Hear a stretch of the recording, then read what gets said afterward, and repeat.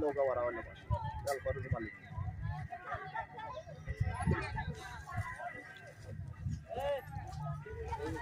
পারাপার হয়েছে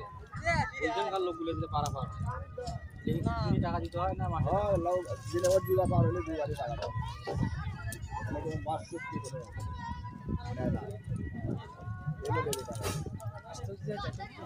না ওই সব ওপার থেকে দিলে লোক আসবে ওগুলা মনে করো আমার এখন এদিকে চলে যাবে তখন আর সময় নেবে না